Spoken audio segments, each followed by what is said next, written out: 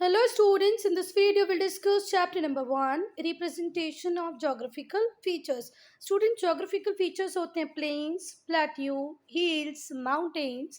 इनको हम मैप में कैसे रिप्रेजेंट करेंगे, टोपो शीट्स में कैसे दिखाएंगे, यही इस चैप्टर में हम लोग पढ़ेंगे. ठीक है, हम लोग देखेंगे टोपो शीट्स में कॉन्टोर को कैसे रीड करते हैं.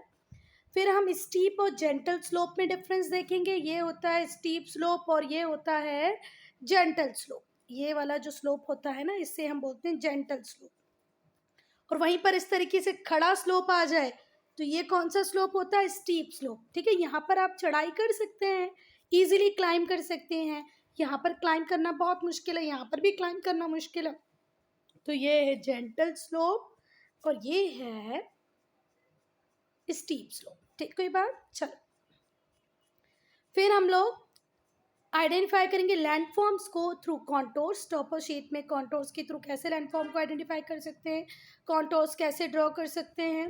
And related landforms on plain paper. Plain paper पे कॉन्टोर ड्रॉ करना, लैंडफॉर्म को ड्रॉ करना हम सीखेंगे. फिर टोपो शीट्स को इंटरप्रेट करेंगे. एनालाइज करने की एक टोपो शीट देखकर हम बता पाएंगे कहाँ पर क्या चीज़ है.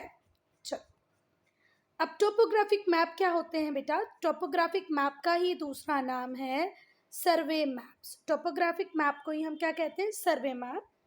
ये लार्ज स्केल पे बनते हैं. Large scale means what? मतलब एक छोटे से एरिया को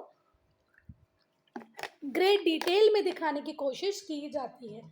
ठीक है बात. छोटे से एरिया को हम जब डिटेल में दिखाने की कोशिश करते हैं तो उसे बोलते हैं लार्ज स्केल मैप. ठीक है, ये जो मैप होते हैं ये फिजिकल और कल्चरल दोनों ही फीचर्स को, एक पर्टिकुलर रीजन के कल्चरल फीचर, फिजिकल फीचर्स को डिटेल में दिखाते हैं. इंडिया में ये जो मैप होते हैं इनको क्रिएट करने की रिस्पॉन्सिबिलिटी होती है सर्वे ऑफ इंडिया की. तो इंडिया में टोपोग्राफिक मैप्स या सर्वे मैप कौन बनाता है? Survey of India. Topography is the shape of land surface. Topography क्या है? लैंड सरफेस का शेप है. And topographic maps are created to present land surface. Topographic map हम क्यों बनाते हैं? लैंड सरफेस को दिखाने के लिए, रिप्रेजेंट करने के लिए. ठीक, कोई बात. चलो, अब भाई क्यों बनाना है आपको? अगर आपको ज्योग्राफिकल स्टडीज करनी है तो आपके पास टोपोग्राफिक मैप होने चाहिए थे ना. ठीक है, अर्थ सरफेस के ऊपर बहुत डिफरेंट कॉन्फ़िगरेशन है, उनको दिखाता है टोपोग्राफिक मैप. और क्या ज्योग्राफिकल स्टडी हो सकती है बिना अर्थ के सरफेस को स्टडी किए? No, not possible. चलो, अब कार्टोग्राफर कौन होते हैं? वन हु मेक्स मैप, है ना. मैप बनाने की कला जिसको आती है उसको आप कार्टोग्राफर बोलते हो. तो कार्टोग्राफर्स ने एक प्रॉब्लम सॉल्व कर दी कि जो 3 डायमेंशनल शेप है, अब जैसे माउंटेन है, 3 डायमेंशनल शेप है, तो इसको कैसे मैप पे दिखाया जाए, एक बड़ी प्रॉब्लम थी. तो इसको दिखाने के लिए कार्टोग्राफर ने कॉन्टोर लाइंस का यूज करना सिखा दिया कि भाई फ्लैट सरफेस पे आप करो 3D शेप दिखाना है तो किसके थ्रू दिखाओ? कॉन्टोर लाइंस के थ्रू दिखाओ. जैसे ये माउंटेन है, यहाँ पर एलिवेशन अलग है, यहाँ पर अलग है, यहाँ पर एलिवेशन मतलब हाइट होता है, तो हम कॉन्टोर लाइंस में ऐसे दिखाएंगे इस तरीके से. ठीक हुई बात. अब इसको आप इमेजिन कर लो कि ये इसका ये वाला पहला कॉन्टोर ये मैंने दिखाया, फिर दूसरा कॉन्टोर उससे बढ़ेगा ये, और ये फिर ये तीसरा. ठीक है बात. चलो, तो जो हॉरिजॉन्टल डिस्टेंस होता है, वर्टिकल एलिवेशन होता है, दोनों को ही, हॉरिजॉन्टल डिस्टेंस को भी, वर्टिकल एलिवेशन को भी, ऊंचाई को भी, दूरी को भी आप टोपोग्राफिक मैप में दिखा सकते हैं with the help of contour lines.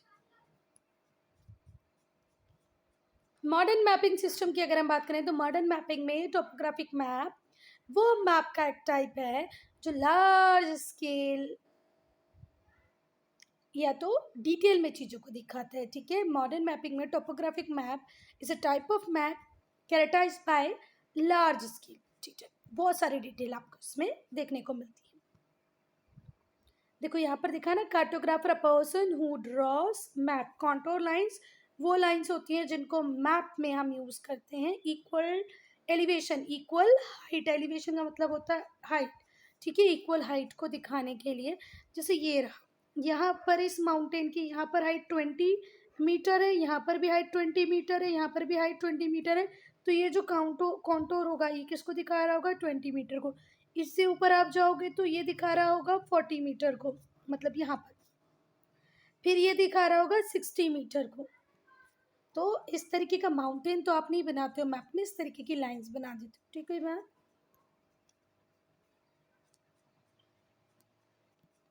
Now significance of colours in toposheet. Toposheet में कलर का क्या सिग्निफिकेंस है?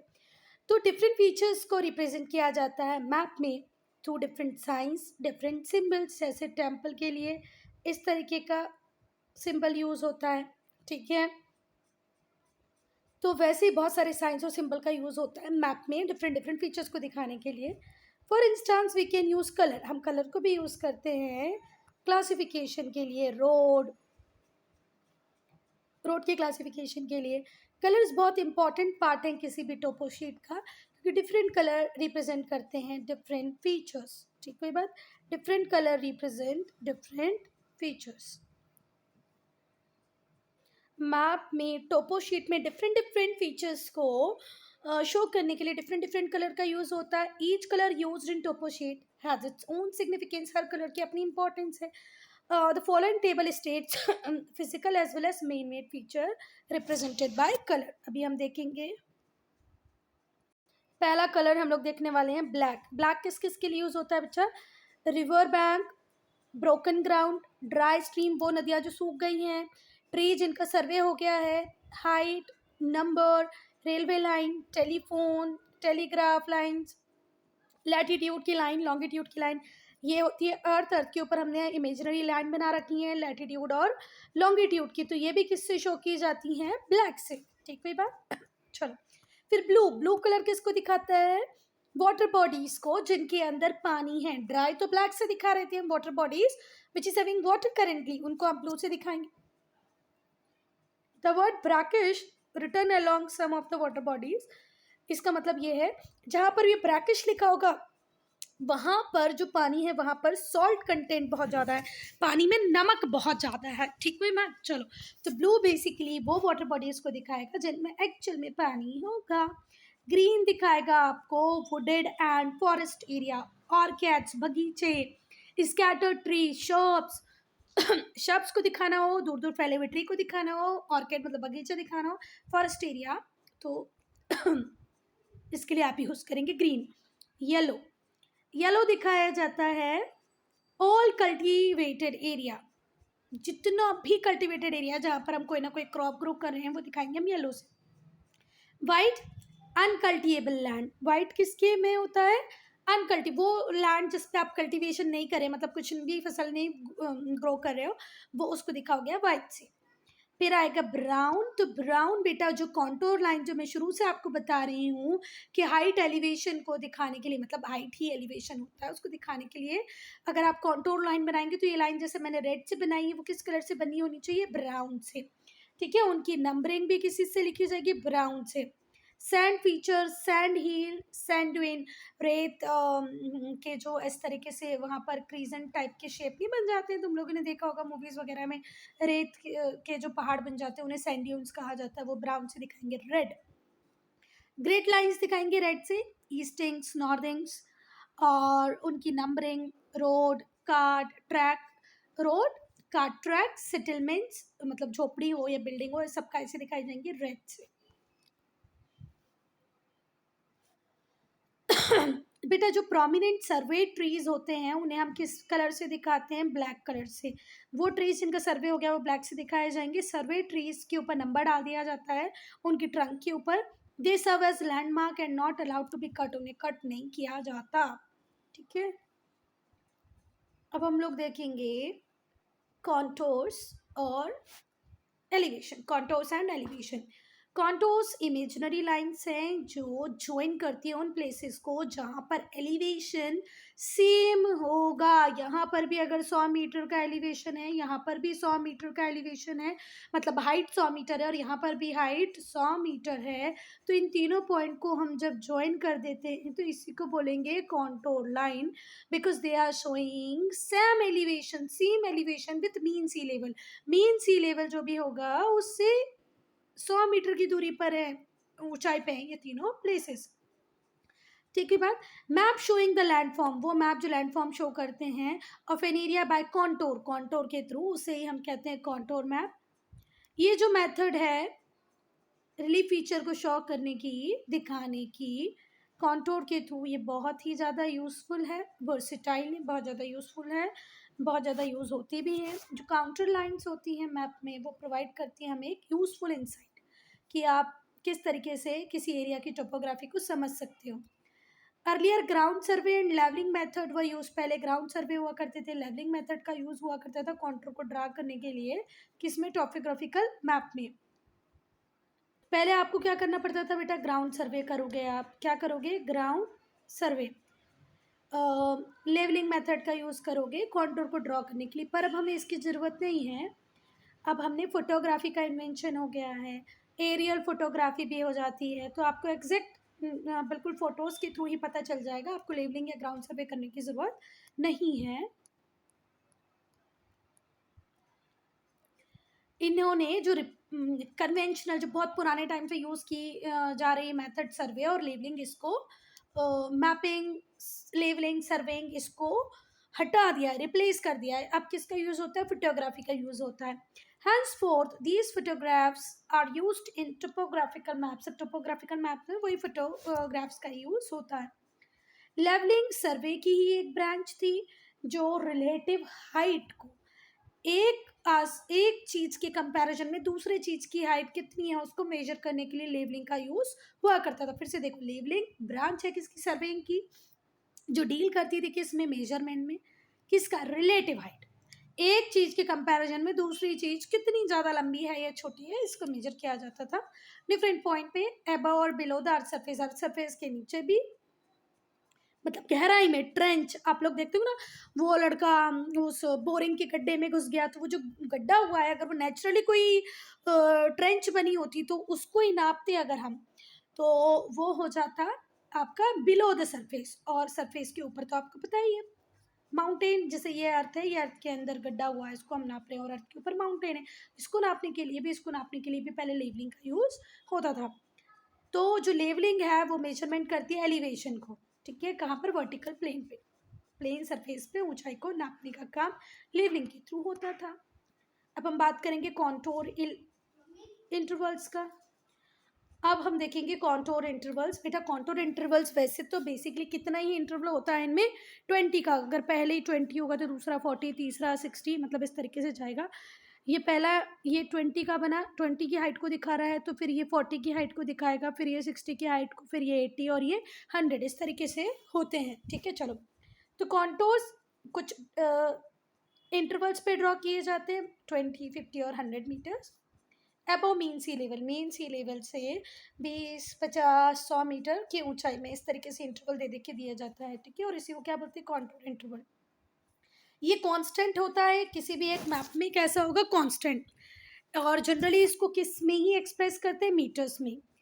While vertical interval between two successive contour lines remain constant, पर देखो जो वर्टिकल इंटरवल होगा वो कैसा होगा, कांस्टेंट, सेम ही होगा, और हॉरिजॉन्टल डिस्टेंस वेरी कर जाएगा, हॉरिजॉन्टल डिस्टेंस वेरी कर जाएगा, पर वर्टिकल हमेशा सेम रहेगा। तो बेटा ये है कॉन्टोर लाइन, जैसे ये 200 दिखा रहा है, ये 300 दिखा रहा है, और ये 100 दिखा रहा है, और इसके बीच में भी लाइन होंगी। ठीक है, और हर लाइन के बीच में डिफरेंस कितने का होगा बेटा, 20, 20, 20। समझ में आ गया। जैसे ये हो गई 120, फिर ये हो जाएगी ये सपोज करो ये हो गई 120, फिर हो जाएगी 140, 160, 180, और फिर ये पहुंचेगा 200। सेम वे में 220, 240, 260, 280 और 300, इसी को बोलते हैं कॉन्टोर इंटरवल। ठीक हुई बात, क्या बोलते हैं, कॉन्टोर इंटरवल। अब हम लोग आइडेंटिफाई करेंगे टेरेन फीचर्स को, किसके थ्रू, कॉन्टोर के थ्रू। पहले हम कॉनिकल हिल्स को देखेंगे। इट राइज ऑलमोस्ट यूनिफॉर्मली, जो कॉनिकल हिल्स होती है वो यूनिफॉर्मली राइज करती है सराउंडिंग लैंड से। ठीक है, जो कॉनिकल हील्स होती हैं विथ यूनिफॉर्म स्लोप, जिनका स्लोप कैसा होता है, यूनिफॉर्म, और जो टॉप होता है वो कैसा होता है, नैरो। यूनिफॉर्म स्लोप है और जो टॉप कैसा है, नैरो है। इसको किससे रिप्रेजेंट करते हैं, कॉन्सेंट्रिक कॉन्टोर से, ठीक है। और इसमें जो स्पेसिंग होगी वो रेगुलर इंटरवल्स पे ही होगी, narrow at top of the hill. और इसी को क्या कहते हैं, पीक। इसको क्या कहते हैं बेटा, पीक। जैसे यहाँ का बिल्कुल ऐसे बन जाएगा, फिर ये वाला ऐसे, ये कॉनिकल हील हो गई, ठीक है। ये रहा इसका कोन, और ये रही इसकी, धीरे धीरे करके आप हाइट में बढ़ रहे हैं। यहाँ पर 6700, 6800, 6900। तो कॉनिकल को आप इस तरीके से देख सकते हो, ठीक है। फिर प्लेटो, तो प्लेट्यू देखो बेटा ऐसा होता है, कॉनिकल हील ऐसी हो गई, प्लेट्यू इस तरीके से होते हैं। तो यहाँ पर क्या आपको नैरो टॉप दिख रहा है, नहीं दिख रहा है, नहीं दिख रहा होगा ना, यहाँ पर नैरो टॉप दिख रहा है, ये देखो कितना डिस्टेंस है इसके बीच में, और यहाँ पर नहीं है ना, तो ये टॉप नैरो हो गया, पर यहाँ पर क्या टॉप नैरो है, नहीं है। चलो, अब अगर आपको इस तरीके का टोपो शीट में इस तरीके का एरिया दिख जाए, इस तरीके की कॉन्टोर लाइन दिख जाए, तो अब देखते ही बता देना भैया कि ये पर्टिकुलर कॉन्टोर किसको शो कर रहा है, प्लेट्यू को शो कर रहा है, ठीक है। कैसे पता चला, क्योंकि इसका जो टॉप है वो फ्लैट है, ठीक है बात, कोनिकल नहीं है ना, बहुत ज़्यादा डिस्टेंस लेके बना हुआ है, तो ये क्या है, प्लेट्यू होगा। अब जैसे ये एक प्लेट्यू है, तो इसका मुझे पहला ही कॉन्टोर बनाना होगा, तो किस तरीके से बनेगा, ऐसे, फिर दूसरा कॉन्टोर, फिर तीसरा कॉन्टोर, आ गया ना इस शेप का। वाइडली स्ट्रेच्ड फ्लैट टॉप, एक फ्लैट टॉप होगा, वो भी वाइडली स्ट्रेच्ड होगा, हाईलैंड होगा, और जो स्लोप्स होंगे वो स्टीपर होंगे, कैसे होंगे, स्टीप, जैसे ये देखिए ना, स्टीप स्लोप्स हैं। राइजिंग एबव एडजॉइनिंग प्लेन, और एडजॉइनिंग प्लेन से थोड़ा ऊपर होता है, एडजॉइनिंग प्लेन हो, सी हो, इसी को हम क्या बोलते हैं, प्लेटो। जो कॉन्टोर लाइंस होती हैं, जो प्लेटो को रिप्रेजेंट करती हैं, प्लेट्यू को रिप्रेजेंट करती हैं, नॉर्मली क्लोज स्पेस्ड होती हैं, कैसी होती है, close space. At the margin with the inner most counter shows wide gap, और जो इनर मोस्ट काउंटर होता है उसमें वाइड गैप होता है, और उसके बाद में फिर आप कॉन्टोर्स को देखोगे तो वो इस तरीके से चलेंगे, पास पास पास पास, ठीक है। यहाँ पर सबसे ज़्यादा स्पेसिंग होगी। ये देख के ही अंदाज़ा लगा लेना कि ये किसके लिए बना हुआ है, प्लेट्यू के लिए। अगर इस तरीके से बना हो तो ये किसके लिए बना होगा, माउंटेन्स के लिए, हिल्स के लिए।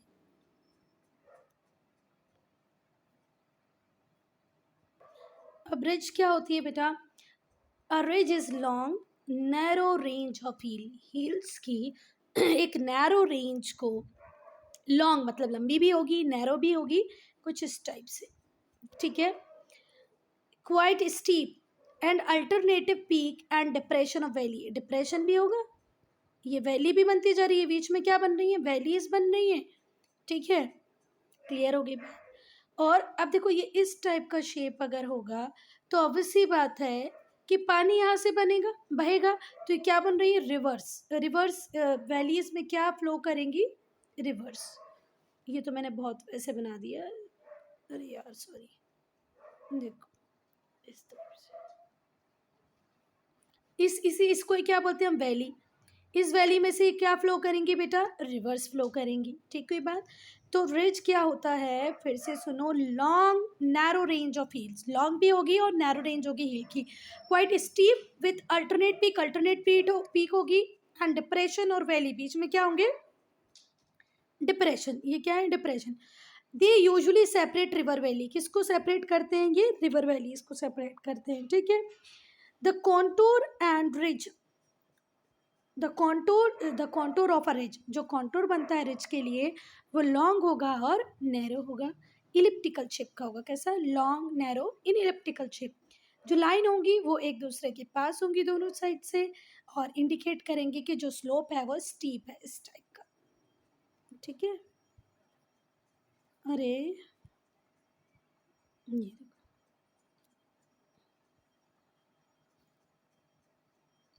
गैप, अब गैप्स क्या है बच्चा, लो लाइंग डिप्रेशंस हैं, वैलीज हैं which are cut through range of hills, जो हिल की रेंज से जहाँ से देखो रिवर कंटिन्यू फ्लो होती रही, तो ये आपस में क्या हो गए, डिवाइड हो गए ना, गैप्स आ गए इनके बीच में। चलो, तो gaps are low lying depression, low lying depressions होते हैं, इन्हीं को हम क्या भी कहते हैं बेटा, valley, which are cut through a range of hill, hill की रेंज से कट हुए हैं, ठीक है। और कट करने वाली कौन थी इनको, रिवर, रिवर ने कट करके क्या बना दिए बीच में, गैप्स। तो देखो ये दो तो आपको क्या दिख रहे हैं, हील, और इनके बीच में ये क्या बन गया है, गैप, ठीक है, सैडल। अब क्या होता है बेटा, a low point between two areas of higher ground, ये भी हायर ग्राउंड है और ये भी हायर ग्राउंड है, इसके बीच का जो लो पॉइंट होता है इसी को सैडल बोलते हैं। A saddle is most easily identify as low wide depression, low होगा और वाइड डिप्रेशन होगा, बहुत बड़ा डिप्रेशन नीचे आ जाएगा, जैसे ये था, ये दो हाई पॉइंट है, इनके बीच में एक डिप्रेशन आ गया।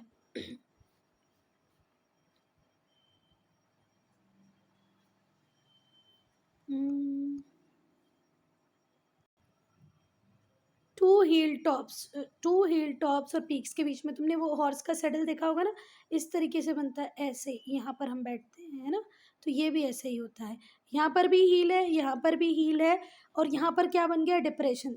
आप लोगों ने देखा होगा कि नहीं देखा होगा, सेडल गूगल में सर्च करो, दिखेगा आप लोगों को। यहाँ पर मैं गूगल से इमेज नहीं दिखा पाऊंगी बेटा, पर मैं चाहूँगी कि आप लोग वीडियो पॉज करके सैडल का इमेज देखो। इस तरीके से होता है ना, यहाँ पर इंसान मतलब हॉर्स के ऊपर होता है, यहाँ पर हम लोग बैठ जाते हैं, ये इस तरीके का, ठीक है, मिल जाएगा, तो यही होता है सैडल। कोल क्या होता है, when the depression between two peaks is narrow, बहुत नैरो हो, जैसे सैडल इस टाइप का हो गया, पर अगर कुछ इस टाइप का बन जाए, ठीक है, and at a high level, बहुत हाई लेवल में हो, तो इसे क्या कहेंगे, कोल, ठीक हुई बात। वेन द डिप्रेशन, जब जो डिप्रेशन हो दो पीक्स के बीच में, बहुत नैरो हो, एट अ हायर लेवल, इसी को क्या बोलेंगे, कोल, ठीक है। देखो इसमें कोल दिखाया भी है, ठीक है, ये नैरो है, अभी हमने सेडल देखा था वो इस टाइप का था, ठीक है, अभी हम क्या देख रहे हैं, इस टाइप का नैरो।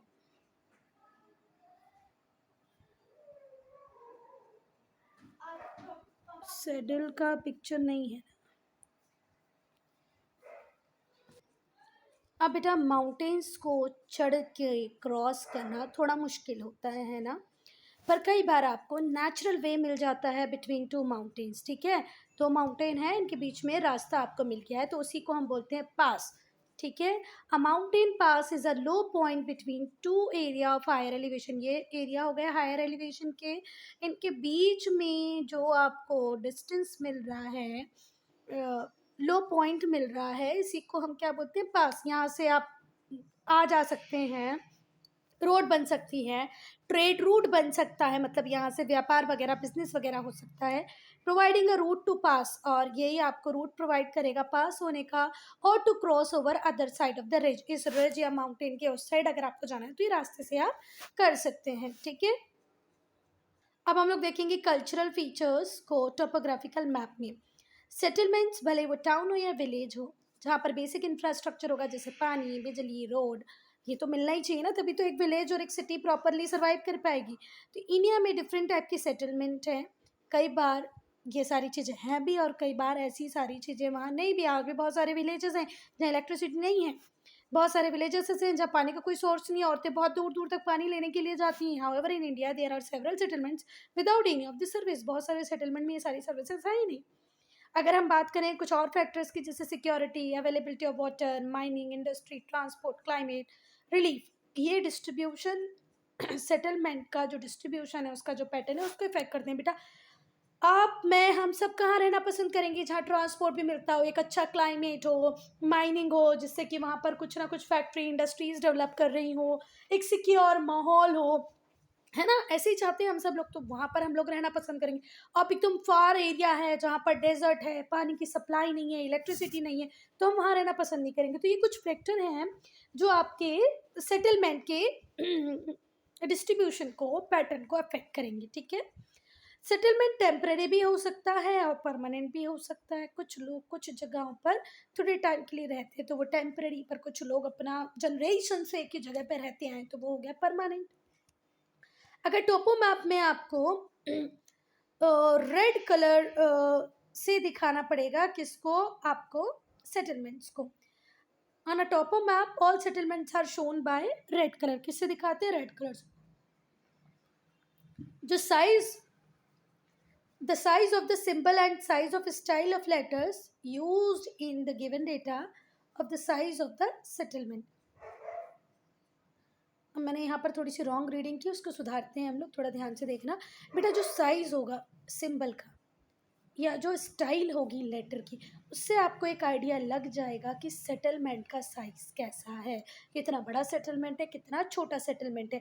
तो अगर आपको साइज का पता लगाना है किसी भी सेटलमेंट के, उसका आइडिया लगाना है, तो आप स्टाइल ऑफ लेटर देखो या सिंबल के साइज को देख लो, ठीक है। जो लार्ज सिटीज़ होती हैं, मेजर रोड्स होती हैं, उनको मार्क किया जाता है, उनको एक अलग नाम दे दिया जाएगा। डेजर्टेड विलेज सिटीज़ जो होती हैं, जो खाली हो गई हैं, उनको टेम्परली ऑक्यूपाइड हट से शो किया जाता है। मतलब वो सिटीज़ जो खाली हो गई हैं उनको भी आप दिखाओगे, जो टेम्पररी हट है मतलब लोग जहाँ पर कुछ टाइम के लिए रह रहे हैं उनको भी आप दिखाओगे, ठीक है। किसके थ्रू? हट के थ्रू दिखा सकते हो। तो डेजर्टेड विलेज सिटीज़ को भी दिखाएंगे हम, वो सिटीज़ जहाँ पर आज कोई नहीं रहता है, खाली हैं, उसको भी हम दिखाएंगे। टेम्पररी ऑक्यूपाइड हट्स को भी हम लोग दिखाएंगे। वर्शिप की places, forts, water towers, burial grounds मतलब जहाँ पे डेड बॉडी को बरी किया जाता है, पुलिस स्टेशन, पोस्ट ऑफिस, डाक बंगलो, सर्किट हाउस, इनको सुटेबल सिंबल से दिखाया जाता है। अब site in land on which the settlement village और टाउन इज बिल्ट। साइट वो लैंड है, site is the land, site वो लैंड है जहाँ पर सेटलमेंट बिल्ड किए जाते हैं। डेंस सेटलमेंट को दिखाना है, जैसे fertile plain, wide river valley. फिर कहीं पर तो स्पार्स सेटलमेंट भी होगा, दूर दूर होगा सब कुछ, forest, desert, mountain slope, plateau, hill top. कहीं पर वेजिटेशन बहुत ज़्यादा होगी, कहीं पर पुअर होगी, तो उसके लिए स्पार्स सेटलमेंट का यूज़ होगा, ठीक है। अब टाइप ऑफ सेटलमेंट की अगर हम बात करें तो एक होता है लीनियर सेटलमेंट। लीनियर सेटलमेंट वो सेटलमेंट होते हैं जहाँ पर बिल्डिंग को कंस्ट्रक्ट किया जाता है लाइन्स में, often next to geographical feature. जैसे ये नदी हो गई, एक घर यहाँ बना, दूसरा यहाँ बना, तीसरा यहाँ बना, तो इसको बोलते हैं लीनियर सेटलमेंट, ठीक। कोई बात, एक रोड है, जैसे ये यहाँ पर दिखाया भी है, ये रोड है, इसके आसपास अगर सेटलमेंट बन जाते हैं तो इनको हम क्या बोलते हैं? Linear settlement. और होता भी ऐसे ही था, पहले नदियों के किनारे घर बनते थे। न्यूक्लिएटेड सेटलमेंट्स वो सेटलमेंट्स होते हैं बच्चा where the houses are group closely together. बस घर बने हुए हैं आपस में, इनको मतलब नहीं है कोई नदी है, कोई रोड है, आपस में इन लोगों ने मिलजुल के क्या बना लिए हैं? एक दूसरे के आसपास घर। तो ये हो गया nucleated settlement. This are the example of nucleated. Linear में आपको एक लाइन दिख रही थी बेटा, पर यहाँ पर ऐसा कुछ भी नहीं है।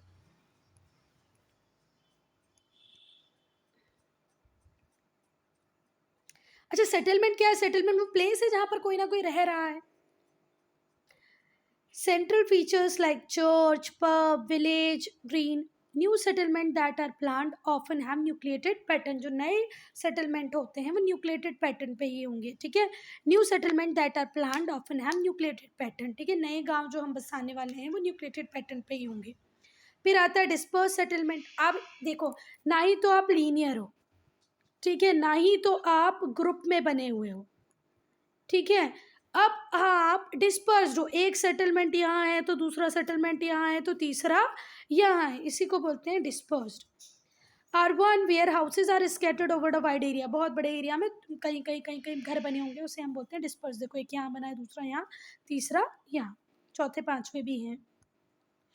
रेडियल की अगर हम बात करें तो ये सेटलमेंट्स कॉमन होते हैं टाउन और विलेजेस में, जहाँ पर dwelling spread out in several direction, अलग अलग डायरेक्शन में। जैसे ये मेन सेंटर था, 4 घर यहाँ बन गए, 3 घर यहाँ बने हुए हैं, 4 घर फिर यहाँ बन गए हैं, ठीक है। तो इसको हम बोलते हैं रेडियल सेटलमेंट,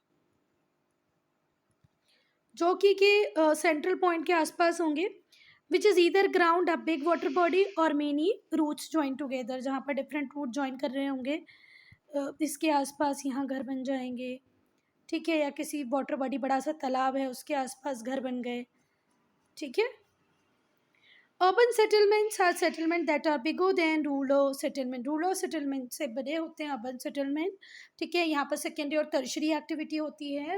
अगर हम रूरल इकोनॉमी की बात करें, basically rural economy is dependent on agriculture only, but when we talk about urban economy, शहरों की बात करें, here most of the people are engaged in secondary sector, मतलब मैन्युफैक्चरिंग सेक्टर में कुछ ना कुछ बना रहे हैं, और इधर इन सर्विस सेक्टर, मतलब कुछ ना कुछ वो या तो बैंक में या इंश्योरेंस में, पुलिस में, डॉक्टर हैं, तो these are tertiary sector, services में है।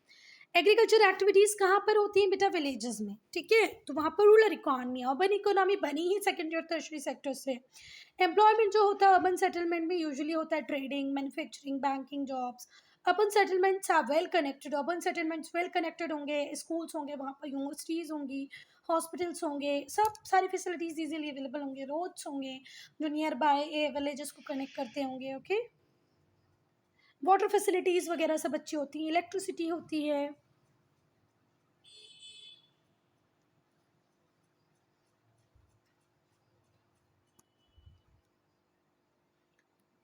अब मैं अगर बात करूं टोपोग्राफिकल शीट के इंटरप्रिटेशन का, तो आपको आइडेंटिफाई करना पड़ेगा, ठीक है। एंड डिस्क्रिप्शन ऑफ फिजिकल, जैसे रिलीफ क्या है, फीचर क्या है, ड्रेनेज कैसा है, वेजिटेशन कैसा है, मैन मेड फीचर में सेटलमेंट होंगे, पब्लिक फैसिलिटीज़ होंगे, मीन्स ऑफ ट्रांसपोर्ट होंगे, इरिगेशन, ऑक्यूपेशनल, ये तो सब आपको गिवन मैप में दिया। आप एक बार ये सारे फीचर्स पढ़ लोगे तो आप इजीली टोपो शीट को पढ़ पाओगे, ठीक है।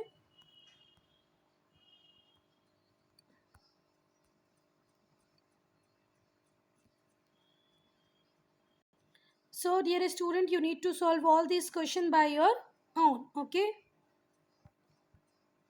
ये कन्वेंशनल साइंस हैं जिनको आपको लर्न कर लेना है, इसको समझाने का कोई मेथड नहीं है। इंटरनेशनल बाउंड्रीज ऐसे होती हैं, स्टेट बाउंड्रीज इस तरीके से दिमाग की जाती हैं।